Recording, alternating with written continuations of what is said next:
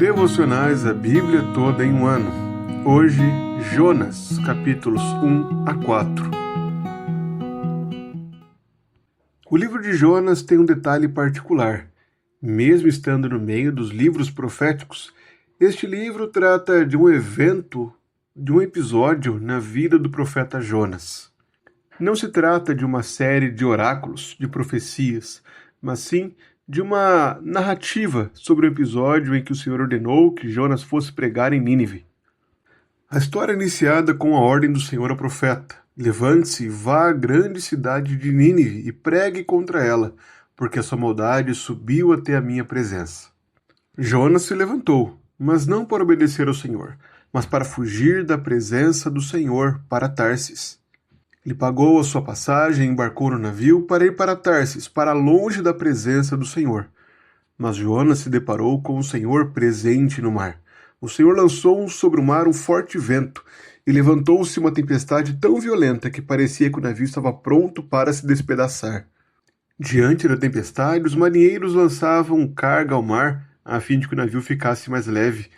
Como isso não funcionava, eles lançaram sortes, para ver quem era o culpado por essa grande calamidade, quem havia incomodado os deuses. E a sorte caiu sobre Jonas, que declarou que era hebreu, temia o Senhor, o Deus do céu, que fez o mar e a terra. Isso foi suficiente para que os homens se desesperassem, sabendo que Jonas estava fugindo do Deus que fez o mar e a terra pelo mar. Ainda prosseguiram tentando aliviar a carga, mas nada funcionava. Até que questionaram a Jonas, que falou que deveria ser lançado ao mar. Jonas assim foi lançado ao mar e engolido por um peixe, que o Senhor havia preparado para ele. Do ventre do peixe, Jonas orou ao Senhor, e a sua oração, registrada no capítulo 2, é uma das mais belas orações de confissão de pecado. Jonas declara: na minha angústia, clamei ao Senhor, e ele me respondeu, do ventre do abismo gritei, e tu ouviste a minha voz. Jonas descreve a profundidade da sua dor, o sentimento de estar excluído da presença do Senhor, de que nunca mais veria o templo do Senhor, mas também relembra a misericórdia do Senhor. O Senhor fez a sua vida subir da sepultura. O Senhor o salvou da morte. É por isso que ele conclui dizendo: os que adoram ídolos vãos abandonam aquele que lhes é misericordioso, mas com a voz do agradecimento eu te oferecerei sacrifício. O que prometi cumprirei. Ao Senhor pertence a salvação.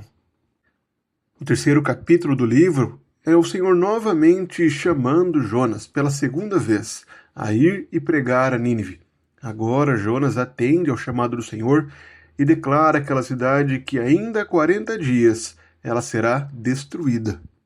Diante da severidade do juízo, os ninivitas creram em Deus, proclamaram um jejum e vestiram roupa feita de pano de saco, desde o maior até o menor.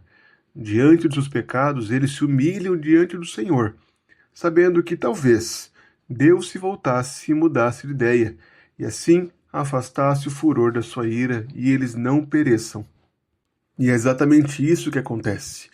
O Senhor muda de ideia e não executa o juízo contra Nínive. Esse é o motivo do conflito do capítulo 4, quando o profeta Jonas fica irritado contra o Senhor. Jonas revela que a sua fuga era por conta disso, pois ele sabia que o Senhor era bondoso e compassivo. Ele era tardio em irar-se e grande em misericórdia. Ele não queria que o Senhor tivesse compaixão de Nínive. Jonas se senta a leste da cidade e passa a observá-lo, esperando que o Senhor faça juízo. Mas o Senhor aproveita isso para dar uma lição a Jonas.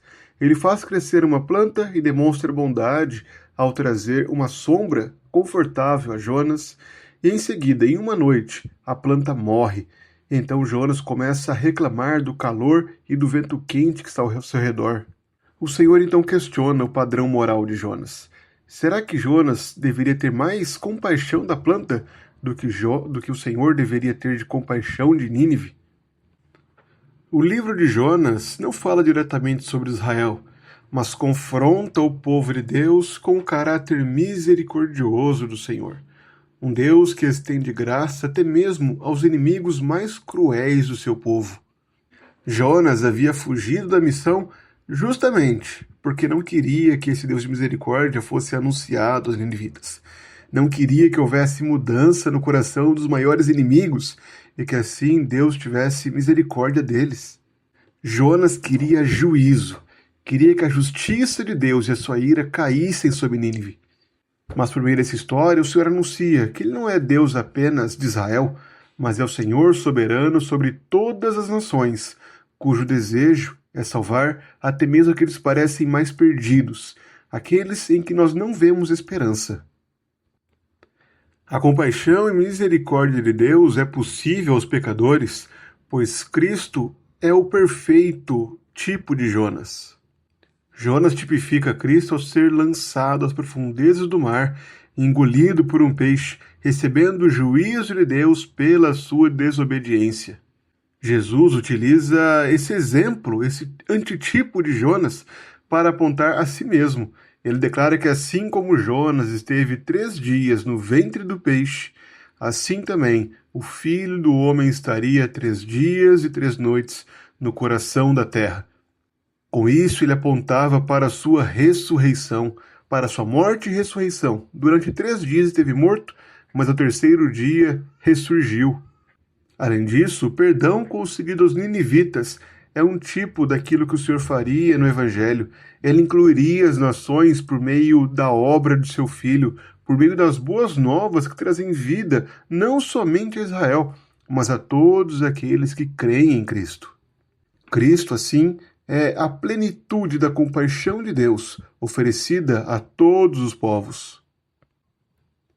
Assim como Jonas, muitas vezes podemos ser resistentes ao chamado de Deus.